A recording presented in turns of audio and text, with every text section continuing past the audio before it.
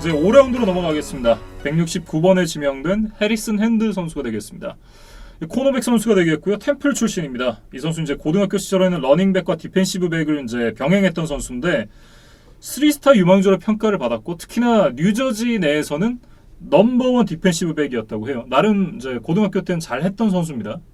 그 고등학교 시절 얘기를 저도 이제 한 가지만 말씀을 드리면 당시에 그 7대7 풋볼을 한 적이 있었다 그래요. 네. 근데 이제 이 뭐 약간 이벤트성 대회인 것으로 좀 생각이 되는데 이때 그 팀 베이퍼 스피드라는 이제 팀에 소속돼서 네. 이 경기를 좀 치른 적이 있었는데 이 같은 팀에 있던 멤버들이 어마무시합니다. 뭐 명단을 좀 살펴보면 투아, 제리 주디, 예. 제일런 레거 여기까지가 이번 드래프트 1라운드에 뽑힌 예. 선수들.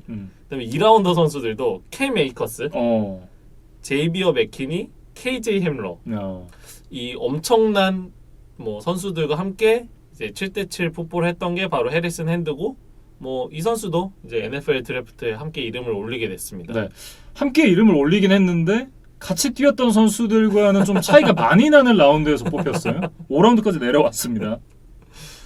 뭐 어찌됐든 이제 이 선수가 대학을 갈 때 여러 대학들의 입학 제안을 받았었는데 맨룰이 이제 템플 대학을 떠나서 이제 베일러로 갔다라는 말씀을 드렸잖아요. 이제 그 시점에 이제 대학을 입학을 했는데 이 맨룰을 따라서 이제 베일러에 처음엔 입학을 했었다고 해요. 그랬는데 이제 2년 동안 베일러를 다닌 이후에 그 디펜시브 백 코치 그 프렌 브라운이 템플로 이제 다시 가게 됩니다. 그러니까 템플로 가면서 그럼 템플이 집에서도 가까운데? 그럼 템플 갈래. 이렇게 해가지고 이제 템플에 갔다고 하고요. 원래 이제 NCAA 룰에는 전학을 가면 이제 1년 쉬어야 되는 룰이 있습니다. 그렇죠. 그런데 이제 집이 가깝고 뭐 집에 뭐 개인적인 사정이 있다 이렇게 어필을 해가지고 인정을 받았다 그래요. 좀 약간 좀 허술한 게 아닌가 이런 생각이 좀 드는데 어쨌든 뭐 집 가까운 건 못 참죠. 뭐 이 선수는 사실 컴바인 당시에 그 수직 점프 항목에서 굉장히 인상적인 기록을 낸 바 있었어요. 그리고 뭐 장점으로는 이제 페널티를 범하지 않는 범위에서 이제 상대 리시버에게 좀 압박을 가하는 능력이 뛰어나다. 뭐 이런 평가들이 있었고, 근데 이제 다만 좀 문제는 이 선수가 코너백인데, 네. 그러면 사실 좀 스피드가 이제 필요로 되는 포지션이잖아요. 그렇죠. 근데 이제 코너백 치고는 40야드 기록이 4.52초에 불과하니까. 뭐 NFL의 이제 빠른 리시버들을 좀 상대하기에는 좀 부족함이 있지 않겠느냐. 네. 뭐 이런 걱정 어린 시선들도 있었습니다. 네. 사실 이 선수가 이제 템플에서도 필요했던 것이 2019 드래프트 때 락 야신 선수가 이제 드래프트에 나오게 되면서 이 넘버원 코너가 빈자리였거든요. 근데 그 빈자리를 채우고 팀 내에서 가장 많은 인터셉션을 이 주니어 시즌에 기록을 했습니다. 그만큼 이제 이 선수가 어떻게 보면 장래성은 좀 있는 선수다라는 생각도 좀 들어요. 뭐 어쨌든 이번 드래프트에서 바이킹스가 코너백을 참 여러 명 뽑았습니다. 예. 그래서 이 해리슨 핸드 선수도 최소 로테이션 멤버 정도의 좀 역할을 해줘야 되지 않을까 싶어요. 예. 해리슨 핸드 선수에 대해서 이제 여기까지 정리를 해보도록 하겠습니다. 그리고 이제 5라운드 176번에 지명된 KJ 오스본 선수입니다. 진짜 많아요. 지금 이제 9번째 선수인데 네. 아직 조금 갈 길이 더 남았습니다. 이제 마이애미 출신의 와이드 리시버가 되겠고요. 이 선수는 이제 투스타 유망주였습니다. 그러면서 이제 버팔로에 입학을 하게 됐는데 버팔로를 다니다가 그레듀에이트 트랜스퍼로 이제 마이애미로 둥지를 옮기게 됐습니다. 그러면서 이제 마지막 시즌을 치렀는데 주로 펀트 리터너로 뛰었다고 해요. 그러면서 이제 평균 15.9야드를 기록을 했었는데 뭐 리시버로서의 능력은 사실 뭐 크게 뛰어나다고 하긴 어려울 것 같고 잘 봐줘야 좀 평범한 수준이다라는 평가들이 있었습니다. 다만 이 선수의 마인드셋이 뛰어나고 어떻게든 해보겠다라는 이제 메이릿 뭐 이런 마인드가 뛰어나서 그런 것 때문에 지명이 된 것이 아닌가 이런 얘기들이 나오고 있는데 이 선수에 대해서 사실 어떻게 보면 드래프트 지명이 되지 않거나 아니면 이제 뽑혀도 7라운드 정도일 거다라고 이제 생각했던 그런 전문가들이 좀 많았었던 것 같은데 그럼에도 미네소타가 이 선수를 5라운드에 뽑았다는 건 다른 전문가들이 보지 못했던 그리고 다른 팀들이 보지 못했던 어떤 특별한 장점을 미네소타가 봤다라는 얘기잖아요. 뭐 아까 이제 멘탈을 얘기를 해주셨는데 네. 그 늦은 저녁에 이제 코치에게 따로 문자를 해서 그 실내 훈련장 조명을 켜달라고 한 적이 있다고 하더라고요. 예. 그래서 뭐 훈련을 함께하는 뭐 동료나 스태프는 없지만 그 이제 공이 이제 자동으로 튀어나오는 기계를 이제 작동시켜서 뭐 그런 야밤에 이제 훈련을 뭐 자청해서 하기도 할 정도로 굉장히 좀 근성이 있는 선수다 예. 이렇게 좀 말씀을 드리고 싶고 그 앞서 1라운드에 뽑혔던 저스틴 제퍼슨과는 조금 반대되는 행보를 보였어요. 그러니까 저스틴 제퍼슨이 그 딥스렛으로 뛰다가 이제 대학 마지막 시즌에 슬랏으로 이제 바꿔서 좀 뭐 자신의 포텐을 터뜨렸다면 이 KJ 오스본은 원래 슬랏 리시버로 이제 버팔로 대학에서 뛰다가 이 마이애미에서는 오히려 딥스렛으로 좀 역할을 바꿨었다고 합니다. 예. 근데 뭐 사실 기록적으로는 뭐 제퍼슨처럼 뭐 그렇게 인상적인 기록은 아니었지만 어쨌든 조금 이제 변화를 가져봤고 뭐 말씀해주신 것처럼 결국 이 선수는 스페셜 팀에서 좀 자신의 역할을 일단은 할 수 있을 것 같아요. 예. 뭐 펀트 리터너뿐만 아니라 킥 리터너로도 좀 인상적인 기록들을 만들어냈다는 평가입니다. 이 선수가 어쨌든 자신의 예상보다 좀 높은 그런 라운드에서 이제 뽑히게 됐는데 그런 만큼 이 선수가 또 좋은 모습들을 보여줘야겠어요. 뭐 이 선수의 뭐 장점을 한 가지만 좀 말씀을 드리면 컴바인에서 이제 벤치프레스 항목에서 굉장히 좋은 기록을 냈다고 하더라고요. 예. 그래서 뭐 상대 수비수를 좀 파워로 제치고 뭐 야드 애프터 캐치를 좀 만들어내는 능력도 있다. 뭐 이런 평가들이 있었고 이 선수 이제 대학 시절과 관련해서 좀 비하인드 스토리를 하나만 말씀을 드리면 형사 행정학을 전공했고 굉장히 그 학점이 우수했었다 그래요. 예. 그러니까 뭐 아까 저희가 뭐 야밤에 훈련도 자청할 정도로 굉장히 성실한 선수다 이런 얘기도 드렸는데 아마 이 학업도 좀 열심히 했던 것 같아요. 그래서 뭐 국민과 국가를 지키는 일에 관심이 많고 뭐 풋볼 선수 이후에 나중에 FBI에서 일하는 것이 꿈이라고 뭐 그런 인터뷰를 한 적이 있다고 하더라고요. 네. 그래서 뭐 풋볼 선수 출신의 FBI 요원을 한번 볼 수 있으면 재밌을 것 같아요. 네. 블랙 요원은 못 되겠는데요. 너무 유명해지면. 어쨌든 이제 KJ 오스본 선수에 대해서 얘기를 해봤습니다. 다음은 이제 6라운드 203번에 지명이 된 브레이크 브랜들 선수입니다. 이 선수 이제 오레곤 스테이트의 오펜시브 태클 선수인데요. 이 선수는 원래 이제 고등학교 시절에 3스타 유망주로 분류가 됐었던 그런 선수가 되겠습니다. 오레곤 스테이트의 이제 철인 레프트 태클이다 이렇게 좀 소개를 하고 싶은데 이 선수가 입학 시즌이었던 2016년부터 전 경기 선발 출장에 97.7%의 스냅에 참여했다고 해요. 그러니까 철강왕입니다. 뭐 그렇게 많은 스냅을 소화하면서도 그 쿼터백 허리가 4번 그리고 색을 허용한 게 단 한 번일 정도로 견고한 모습을 좀 보여줬던 선수예요. 예. 어찌됐든 이제 이 선수에 대한 평가는 테크닉이 굉장히 좋고 패스러시를 좀 잘 막는 선수지만 아쉽게도 이제 윙스팬이 짧기 때문에 이 수비 반경도 조금 좁고 그리고 이제 수비 타겟을 바꾸는데 굉장히 좀 어려움이 있다고 해요. 아마 이제 주전은 당장 어렵겠지만 백업으로는 뛸 수 있지 않을까 이런 예상들이 있었습니다. 이 선수가 그 오레건 스테이트 대학을 나왔는데 그 오레건 스테이트와 오레건 대학은 아주 좀 뿌리 깊은 라이벌 의식을 가지고 있다고 하더라고요. 예. 그래서 그 남북 전쟁이라고 좀 별칭이 따로 있을 정도로 굉장히 치열한 라이벌전인데 네. 저희가 앞서 말씀드렸던 트로이 다이 선수가 오레건 대학 출신이거든요. 네. 그러니까 대학 시절에 이제 가장 뭐 큰 라이벌 학교에서 뛰었던 두 선수가 이제 프로에서는 좀 같은 팀에서 뛰게 된 거죠. 영원한 적은 없는 거죠. 어제 적이 이제 오늘의 동지가 됐는데 네. 뭐 브랜들 선수도 뭐 그 대학 때는 뭐 서로 이제 뭐 치열하게 싸웠지만 어쨌든 프로에서는 또 한 솥밥을 먹게 됐으니까 또 뭐 함께 잘 지내겠다 뭐 이런 인터뷰를 한 바 있었고 네. 이 선수는 이제 자신의 롤모델로 제이크 롱을 이제 꼽았거든요. 근데 이제 제이크 롱이라고 하면 2008 드래프트 전체 1라운드 1번 픽으로 이제 NFL에 들어왔던 레프트 태클이었어요. 예. 근데 이 선수가 이제 커리어 초반에는 뭐 프로볼에도 여러 번 선정되면서 뭐 1번 픽다운 좀 모습을 보여줬는데 그 이후에는 사실 많은 부상이 시달리면서 그 이후로는 좀 많은 팀들을 전전했고 그러면서 마지막에 이 미네소타에서 은퇴를 했거든요. 예. 그러니까 2016 시즌에 4경기를 뛰었어요, 미네소타에서. 근데 이제 이때도 결국 부상 때문에 많은 경기를 못 뛰었고 결국 그 16 시즌 이후에 이제 은퇴를 발표를 했는데 그 자신의 롤 모델이 이제 마지막에 조금 이제 좋지 않은 모습으로 커리어를 마무리했던 그 팀에 이제 오게 됐습니다. 예. 그래서 브랜들 선수가 제이크 롱이 하지 못했던 이제 바이킹스에 좀 도움이 되는 그런 선수로서 좀 거듭나야 될 것 같아요. 네, 이렇게 이제 브레이크 브랜들 선수까지 살펴봤고요. 다음은 이제 6라운드 205번에 지명된 조시 메텔러스 선수입니다. 이 선수는 이제 미시건 출신의 세이프티가 되겠습니다.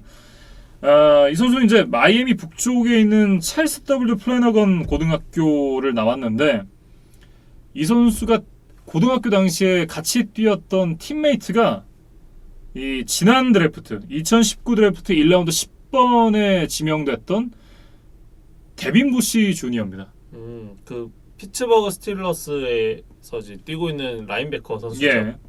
이 두 선수가 이제 팀메이트였는데 두 선수가 당시 모두 이제 미시건으로 진학을 했습니다. 엄밀하게는 이제 메탈러스가 먼저 입학을 결정을 했고 그 뒤에 이제 데빈 부시가 입학을 결정을 했다고 해요.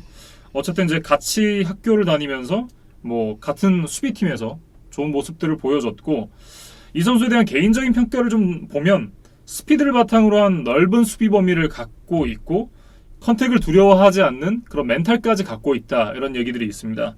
하지만 아직 기술적으로 봤을 때는 좀 부족함이 많다 이런 얘기들이 있더라고요. 그러니까 뭐 당장 이제 NFL에서 주전으로 뛰기에는 조금 이제 숙성되는 시간이 좀 필요한 선수라고 봐야겠죠. 예. 근데 뭐 그 대신에 굉장히 다재다능하고 여러 가지 포지션을 소화할 수 있다는 평가예요. 그러니까 이제 원래 세이프티로 이제 지명이 되기는 했는데 뭐 경우에 따라서는 아웃사이드 라인베커, 뭐 스트롱 세이프티, 프리 세이프티, 그리고 코너백 등 이제 여러 가지 포지션을 좀 소화할 수 있다는 뭐 분석이 있는데 뭐 선수 본인은 뭐 어떤 포지션에서 뛰고 싶다 뭐 이런 것보다는 그냥 내가 뛸 수 있는 곳이면 그게 내 포지션이다 이렇게 좀 뭐 팀 퍼스트적인 이제 인터뷰를 했더라고요. 네, 굉장히 훌륭한 멘탈을 갖고 있네요. 근데 사실 나는 저 자리 가고 싶어라고 생각하는 사람들이 많지 이 회사가 나를 필요로 한다면 난 어디든 상관없다라고 생각하는 사람들 그렇게 많지 않잖아요. 일상생활 속에서도. 근데 어쨌든 이 메텔러스 선수가 일단은 세이프티니까 네. 뭐 바이킹스의 세이프티진을 좀 살펴보면 코너백진은 이제 대거 물갈이가 된 데 반해서 세이프티진은 사실 리그 최고의 듀오가 있어요. 예. 앤서니 해리스 그리고 해리슨 스미스 그 듀오가 이제 지키고 있거든요. 그래서 사실 당장 이 주전 자리를 꿰차기는 그렇게 쉽지는 않을 것 같아요. 근데 그 지난 시즌에 이제 백업 역할을 해줬던 제일런 커스 그리고 앤드류 샌데어 선수가 모두 팀을 떠났기 때문에 네. 분명히 좀 기회를 얻을 수 있지 않을까? 로테이션 멤버로 뭐 그런 생각을 해봤습니다. 네.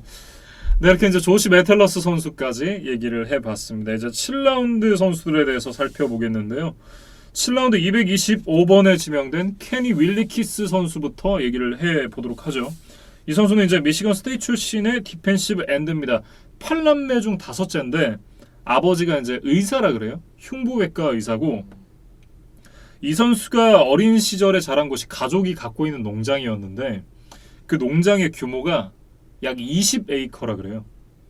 그러니까 20에이커라는 게 사실 좀 잘 안 와닿아서 저도 평으로 좀 계산을 해가지고 갖고 왔는데 24,483평이라 그래요. 그러니까 뭐 한마디로 그냥 대지주인 거죠. 금수저다 이렇게 얘기를 할 수 있겠고요. 고등학교 시절에는 이제 주로 라인베커를 봤었는데 풋볼 비시즌에는 어떤 스포츠를 할까 찾다가 럭비를 또 했다 그래요. 네. 그러면서 이제 풋볼도 하고 심심할 때 이제 럭비도 했던 그런 선수가 되겠습니다. 하지만 이제 이 리크루팅 시스템에서 별을 하나도 받지 못했고 디비전 1의 학교에서는 장학금 제한이 하나도 없었다 그래요. 이제 디비전 2 학교 그리고 디비전 3 학교에서 이제 장학금 제한들이 왔는데 아까 제가 말씀드렸듯이 금수저잖아요. 상관없다. 나는 최고 수준의 리그에서 경쟁하겠다라는 생각을 갖고 이제 디비전 1 학교들의 이제 이 워크온이라는 이제 스팟이 있는데 이 워크온 스팟이 뭐냐고 하면 그럼 너 운동팀에 들어올 수 있는 기회는 줄게. 근데 장학금은 없어. 장학금 네가 잘해서 따내야 돼. 약간 이런 자리라고 하더라고요. 근데 그런데 들어가서 경쟁을 했고 결국 이제 2015년에는 이제 레드 셔츠를 입었고 16년에 이제 디펜시브 엔드로 전향한 이후에 2017년부터 장학금을 받았다 그래요. 사실 저도 그 장학금 관련해서 하나 좀 재밌는 걸 찾아왔는데 이 윌키스 선수가 이제 벌스워스 트로피라는 거를 이제 받았거든요. 근데 이게 뭐냐면 장학금을 받지 못하고 입학한 선수 중에 최고의 선수에게 주는 상이라 그래요. 예. 장학금을 받지 못하게 된 이유는 사실 선수들마다 뭐 다 다를 수 있지만 네. 뭐 어쨌든 자신의 기량을 충분히는 인정을 못 받았을 가능성이 높잖아요. 그래서 뭐 저는 이게 뭐 기량 발전상과 조금 비슷하지 않을까? 뭐 그런 생각을 좀 해봤습니다. 근데 사실 보통 이제 파워5나 FBS 시스템에 들어가는 선수들 중에 장학금을 못 받고 가는 선수들이 거의 없잖아요. 그러니까 어떻게 보면 이상은 처음에 이게 그 추가 합격으로 학교 들어온 친구들 중에 뭐 그중에 공부 좀 잘하는 친구한테 주는 상 이 정도로 좀 봐야 되지 않을까. 저는 그래서 사실 이 상이 굉장히 가치 있는 상이다 라고는 생각이 좀 안 들더라고요. 저도 이제 이걸 보긴 봤었는데 안 적어온 이유가 한 300명, 3000명이 있는 데서 상을 하나 준다. 그러면 박수 나오죠. 근데 한 30명 있는 데서 너가 그중에 제일 잘했어 상. 물론 의미가 있긴 하지만 대단히 의미가 있는 상이냐? 그건 아니란 얘기죠. 예. 더군다나 이게 장학금이 없으면 집이 좀 형편이 어려운 사람들은 어쨌든 장학금을 따라가야 되는데 이 친구는 이제 금수저라 갈 수 있었던 거잖아요. 그런 부분을 좀 고려를 해야 된다. 그런 거죠. 예. 뭐 그럼 이제 이 상으로 좀 만족을 못 하시는 것 같으니까 조금 다른 상들을 몇 개만 더 말씀을 드리면 19시즌에 이제 팀 내 MVP를 이제 수상을 했고 뭐 컨퍼런스 퍼스트 팀에도 선정됐던 뭐 그런 이제 유망한 선수입니다. 네. 아무튼 이제 뭐 열심히 했던 선수인데 그 배경에는 부모님의 어떤 그 재력이 뒷받침이 충분히 되어줬다. 근데 그거가 나쁜 게 아니잖아요. 그렇죠. 그것도 이제 쉽게 말해서 쇠복이죠. 예, 타고난 운이기 때문에 어쨌든 자기가 뭐 갖고 태어난 걸 뭐 잘 이용했다 이렇게 좀 얘기를 할 수 있을 것 같고 이 선수가 이제 갖고 있는 평가는 중심이 상당히 낮아서 굉장히 뛰어 들어갈 때 맹수처럼 달려든다라는 평가가 있었고요. 이 요즘 부잣집 애들 보면 여유 있잖아요. 그렇죠. 네, 여유 있고 쫓기지 않고. 네, 그런 것 때문에 이 선수가 굉장히 멘탈적으로도 훌륭하고 특히 이제 그 워크식이 굉장히 뛰어나다 그래요. 그리고 이제 경쟁심, 이 특히나 이제 이것도 이제 어떻게 보면 이제 이 든든한 뒷배경에서 나오는 걸 수 있는데 앞서 말씀드렸지만 이제 최고 수준의 리그에서 경쟁을 할 거다라는 생각이 어쨌든 이 일종의 경쟁심을 좀 보여주는 그런 사례가 아닌가 싶은 생각이 좀 들고 다만 이제 이 선수가 윙스팬이 좀 아쉽고 디펜시브 엔드치고는 굉장히 좀 작은 체구를 갖고 있고 그리고 하체의 파워 부족 때문에 당장 선발로 나서기는 좀 어렵다는 평가인데 하지만 로테이션 멤버로 활약을 하면서 이런 부족한 부분들을 갖춰 나간다면 또 좋은 선수로 자라날 수 있다 이런 얘기들이 있었습니다. 이 선수가 이제 금수저 출신이긴 한데 굉장히 겸손했던 것 같아요. 그래서 뭐 그런 뭐 사례들을 좀 몇 가지 말씀을 드리면 이 선수가 사실 그 태클 포 로스를 이제 굉장히 많이 만들어내면서 뭐 그거에 대해서 그 비결에 대해서 좀 이제 뭐 기자들이 질문을 하니까 뭐 자신의 어떤 공로라기보다 이제 팀의 스킴 때문에 내가 조금 더 자유롭게 그 상대 이제 공격수에게 이제 접근할 수 있었다 이렇게 좀 겸손하게 인터뷰를 했고 그 ESPN에 이제 드래프트 전문가 멜 카이퍼 씨가 있잖아요. 이분이 이 선수에 대해서 평가한 걸 좀 살펴보니까 그 마이크 지머 감독이 원하는 그 블루 칼라 시스템에 잘 어울리는 선수다라는 평가예요. 그러니까 좀 굉장히 터프하고 근성 있고 이제 팀 플레이를 우선시하는 선수다. 뭐 이게 이제 뭐 한마디로 블루 칼라 이제 시스템이라고 할 수 있는데 뭐 그에 좀 잘 부합하는 선수다라는 뭐 그런 분석들이 있었습니다. 금수저 출신의 블루칼라 스타일의 풋볼 선수. 어쨌든 이제 이 선수가 이제 미시건 스테이트 출신이라고 말씀을 드렸는데 미시건 스테이트 하면 또 생각나는 선수 있잖아요. 그렇죠. 이 팀의 주전 쿼터백 커크 커즌스가 바로 이 미시건 스테이트의 뭐 선배죠.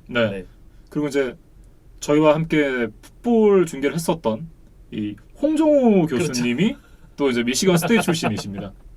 그래서 굉장히 그 커크 커즌스 선수에게 굉장히 애착을 가지고 계셨는데 이 윌키스 선수도 이 커크 커즌스를 자신이 좀 제일 존경하는 선수였다고 인터뷰를 하더라고요. 그래서 그렇군요. 실제로 커즌스가 주최한 뭐 7대7 그 패싱 캠프에도 좀 참여한 적이 있을 정도로 네. 이 뭐 커즌스와 좀 각별한 사이인데 어쨌든 또 같은 팀에서 뛰게 됐잖아요. 그래서 이런 점들도 이 선수에게 좀 동기부여가 되지 않을까? 뭐 그런 기대를 해봤습니다. 네, 이렇게 이제 케니 윌리키스 선수에 대해서 살펴봤고요. 다음은 이제 네이트 스탠리 선수입니다. 이 선수는 이제 아이오와 출신의 쿼터백인데 이 선수는 고등학교 시절에 야구, 농구, 풋볼을 병행을 했습니다. 세 스포츠 다 꽤 잘했다고 해요. 야구에서는 이제 고등학교 시절부터 90마일 이상의 공을 뿌리는 선발 투수였고 농구에서는 이제 학교의 올타임 득점 신기록을 세울 만큼 또 농구에서도 재능이 있던 그런 선수였습니다. 풋볼에서는 이제 고등학교 2년 차부터 선발 쿼터백으로 뛰었었는데 3년 차 이제 손이 부러지면서 3년 차에는 거의 뛰지 못했고요. 특이하게도 펀터 역할까지 좀 수행을 했다 그래요. 사실 굉장히 재미있는 이력입니다. 네. 근데 앞서 이제 90마일 이상의 이제 공을 던질 줄 아는 투수였다고 뭐 소개를 해주셨는데 뭐 그래서 그런지 이 굉장히 어깨 힘은 NFL 레벨에서도 통할 수 있는 수준이라는 평가예요. 예. 그리고 피지컬도 지금 193cm에 106kg이니까 굉장히 쿼터백 치고는 이제 큰 피지컬을 가지고 있는 선수죠. 예. 이 선수가 이제 4스타 유망주 쿼터백으로 평가를 받았습니다. 이제 아이오와로 진학을 하게 됐는데 1년 차에는 이제 지금 나이너스에 뛰고 있는 CJ 베타드 선수의 백업으로 뛰었었고요. 물론 이제 CJ 베타드도 현재 나이너스의 백업 쿼터백이지만 어쨌든 그 선수의 백업으로 뛰었고 2년 차부터 39경기 연속 선발 출장을 하면서 27승 12패를 기록을 했다고 해요. 말씀해 주셨던 대로 이제 어깨가 상당히 강합니다. 바람을 뚫고도 패스를 던질 수 있다라는 평가들이 있고 다만 이제 이 선수가 원래 생각하던 공격이 막혔을 때 그리고 이제 이 보통 이제 프레셔 상황이라고 하죠. 그러니까 그런 프레셔 상황에서 이 세컨 찬스를 만드는 그런 능력은 없다라는 그런 평가들이 있었습니다. 사실 그게 커크 커즌스에게 좀 제기되는 단점과 좀 비슷하다는 느낌이 들어요. 네. 근데 사실 또 커크 커즌스의 최대 장점하면 또 플레이 액션 패스잖아요. 근데 이 스테니 선수도 이 플레이 액션 상황에서 좀 좋은 모습을 보여주는 쿼터백이다 이런 평가들이 있고 쉽게 말하면 이제 시스템 쿼터백이다 이런 얘기겠죠. 그렇죠.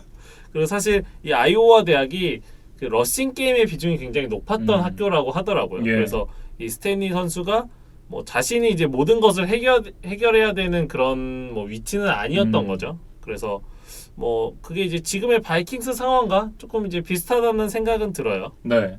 뭐 어찌 됐든 이 선수가 이런 이 프레셔 상황에서의 대처 능력이 떨어지기 때문에 백업 이상의 롤을 맡기에는 어려울 것이다. 이런 전반적인 좀 평가가 있었고 이 선수에 대해서 이제 하나 더 말씀을 드리면 어깨가 강한 투수들이 보통 갖고 있는 약점이 있잖아요. 제구력이 보통 안 좋게 마련이죠. 네. 이제 뭐 빠른 공을 갖고 있는데 제구까지 되면 정말 탑 클래스인데 보통은 두 개를 가지기가 쉽지 않잖아요. 근데 이 선수도 그렇습니다. 강한 어깨는 가졌는데 패스 정확도가 그렇게 높지가 않습니다. 사실 대학 시절 패스 성공률을 보면 58.3%거든요. 네. 뭐 그렇게 인상적이지 않은 기록이고 뭐 그렇다면 이제 만약에 듀얼 스렛의 면모가 있느냐? 근데 사실 그것도 아니에요. 지금 보면 통산 러싱 기록이 마이너스 104야드거든요. 이게 뭐 어떻게 하다가 이런 기록이 나왔는지 좀 필름들 좀 살펴봐야겠다는 생각이 들 정도인데 네. 보통 이럴 때는 이제 플레이 액션을 하기 위해서 이제 돌아 나가다가 그렇죠. 네.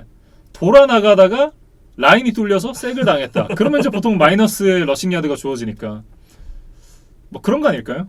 뭐 아마 플레이 액션 패스에 좀 능하다고 했으니까 네. 뭐 그 시도 비율도 높았고 그러다 보니 좀 마이너스 러싱 야드를 기록하는 스냅들도 좀 있었으리라 생각이 되고 네.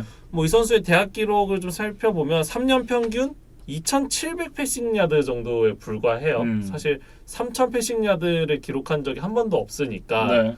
뭐 패스 시도도 그렇게 많지 않았고 뭐 그런 장거리 패스도 그렇게 많지 않았다. 뭐 이렇게 좀 분석을 할 수 있을 것 같아요. 네. 근데 이제 대신에 뭐 터치다운과 인터셉트 비율이 한 3대1 정도니까 비교적 이제 턴오버는 좀 적게 하는 그런 유형의 선수다. 이렇게 좀 말씀을 드리겠습니다. 네. 어찌됐든 이제 당장은 이 얼굴 볼 일이 크게 많지 않을 것 같은 네이트 스탠리 선수에 대해서 얘기를 나눠봤습니다. 다음은 이제 7라운드 249번에 지명이 된 브라이언 콜 2세인데요. 이 선수 이제 미시시피 스테이트 출신의 세이프티가 되겠고요. 고등학교 시절에는 야구, 농구, 풋볼을 병행을 했었는데 풋볼에서는 뭐 시키는 거 다 한다 주의였던 것 같아요. 쿼터백도 했고 러닝백, 와이드 리시버, 코너백, 세이프티까지 할 수 있는 거 다 했다라고 이제 그런 리포트가 있었고요. 이 선수가 고등학교 시절에는 꽤 좋은 선수로 분류가 됐었습니다. 4스타 유망주였었는데 당시 이제 전미 넘버 5의 유망주이자 미시건 내에서는 넘버 1 유망주로 이렇게 분류가 됐었습니다. 그래서 이제 빅텐 컨퍼런스의 여러 학교들에서 장학금 제안을 받았었는데 일단 집에서 가까운 미시건 대학으로 이제 진학을 했습니다. 그것도 이제 와이드 리시버로 가게 됐는데 이때 이제 새롭게 들어온 코칭 스태프들이 있었는데 그 코칭 스텝이랑 잘 안 맞았다 그래요. 그러면서 이제 때려치고 나와가지고 이스트 미시시피 주니어 칼리지로 진학을 했습니다. 전학을 갔는데 그때 당시 이제 수비로 포지션을 변경을 했다고 해요. 그 이후에 다시 이제 미시시피 스테이트에 편입을 합니다. 그러면서 이제 2017 시즌은 레드 셔츠를 입었고 2018 시즌은 전반기만 뛰다가 이 복부 파열 부상을 입으면서 이제 후반기를 뛰지 못했었다고 하고요. 그러면서 이제 대학교에서는 어떻게 보면 많은 걸 보여줄 수 있는 기회가 거의 없었다. 이렇게 좀 보는 게 좋을 것 같습니다. 그럼에도 불구하고 19시즌에는 나름 인상적인 기록들을 만들어냈어요. 사실 세이프티 포지션으로는 이제 첫 풀타임이자 마지막 풀타임 시즌을 보냈는데 뭐 67개의 태클, 뭐 7.5개의 태클 포로스, 뭐 2개의 색, 1개 인터셉션. 그러니까 나름 뭐 세이프티 포지션에서의 경험치가 적었던 것을 감안하면 그리고 또 이 미시시피 스테이트가 가장 높은 레벨의 SEC 컨퍼런스 소속의 학교라는 점을 감안하면 뭐 꽤 인상적인 기록들을 냈습니다. 네. 이 선수는 이제 188cm, 97kg. 어떻게 보면 이제 거의 라인베커에 준하는 피지컬을 좀 갖고 있다 이렇게 볼 수 있을 것 같고요. 그럼에도 40야드가 4.52, 스피드도 꽤 준수한 편입니다. 거기다 이제 블리츠의 강점이 있는 그런 선수가 되겠는데 기본적으로는 이제 파워와 스피드를 베이스로 한 그런 플레이를 한다고 하고요.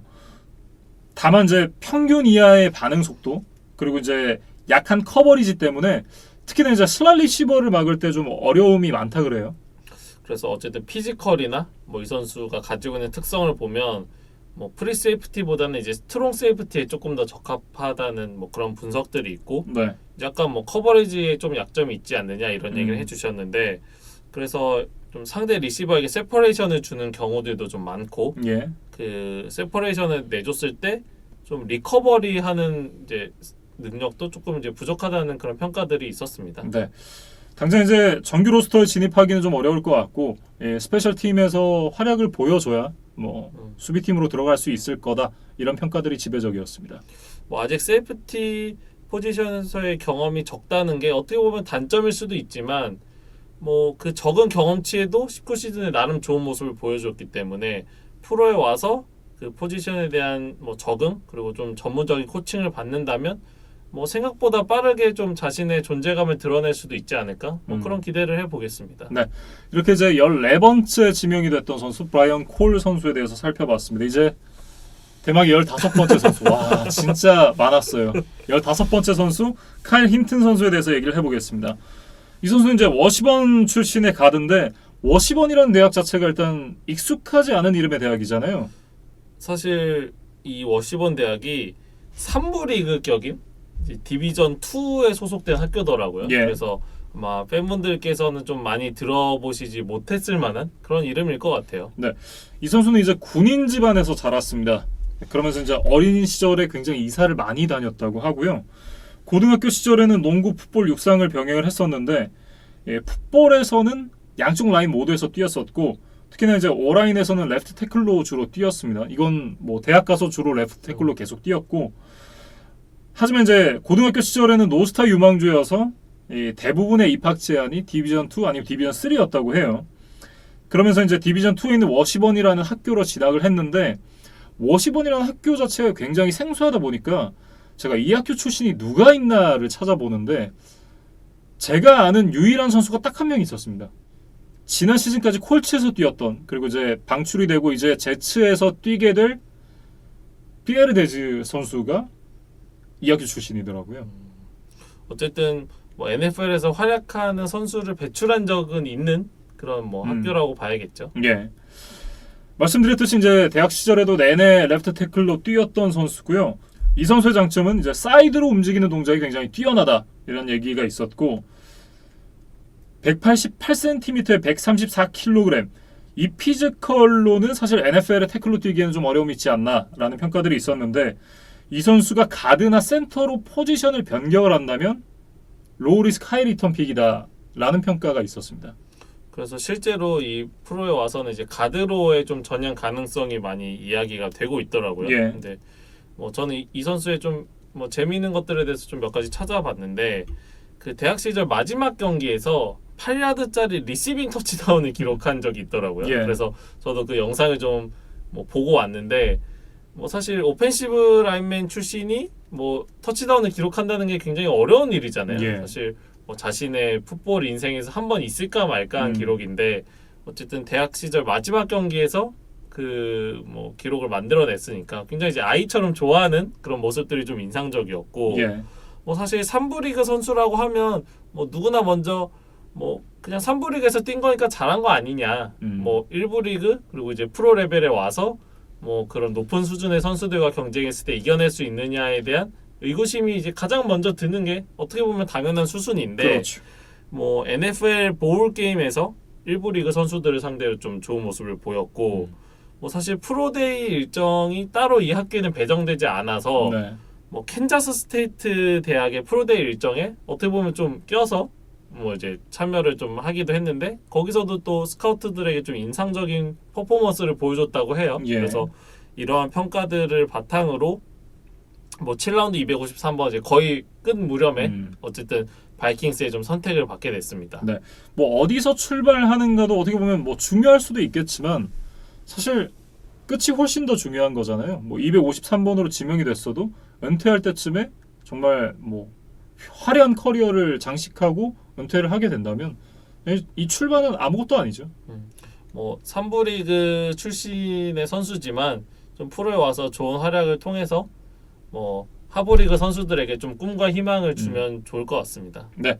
이렇게 이제 카일 힌튼 선수까지 총 15명의 선수에 대해서 살펴봤습니다. 전반적으로 픽도 굉장히 많았고 그 많은 픽을 바탕으로 좋은 픽도 많이 만들어냈던 미네소타 바이킹스다. 이렇게 좀 최종평을 할 수 있겠습니다.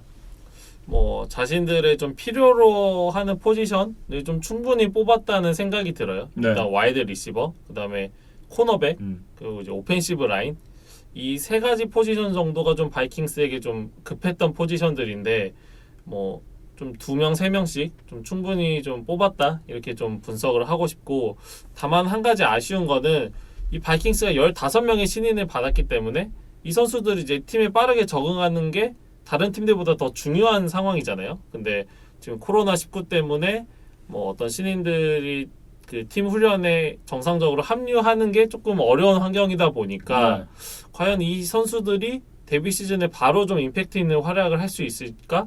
이런 좀 걱정이 들더라고요. 예. 네. 뭐 어찌됐든 이제 사실 이제 코로나 때문에 시즌이 제대로 시작할 수 있을지도 의문이고 일단 뭐 홀 오브 페임 경기 날아갔고 시범 경기도 이제 일부 날아갔습니다. 근데 그러면서 지금 어떻게 보면 정규 시즌이 제때 시작할 수 있느냐가 좀 불투명한 상황인데 뭐 그런 상황 속에서도 어쨌든 선수들은 또 훈련을 하고 준비를 하고 있으니까 미네소타 역시도 이제 잘 준비를 해서 좋은 시즌을 보냈으면 하는 그런 바람이 있습니다. 근년에 좀 완성도가 높은 팀 로스터를 꾸리고도 생각보다는 이제 플레이오프에서 높은 단계로 가지 못했던 게 미네소타였어요. 네. 근데 이번 시즌 뭐 스테폰 딕스나 이런 좀 주축 선수들이 빠져나갔지만 또 이 드래프트에서 많은 좋은 선수들을 채워 넣었기 때문에 다시 한번 좀 높은 곳을 바라보고 있는 미네소타입니다. 네, 이렇게 이제 미네소타 바이킹스 드래프트 픽에 대해서 정리를 해보겠습니다. 저희는 이제 다음 영상 그린베이 패커스 드래프트 픽으로 돌아오도록 하겠습니다.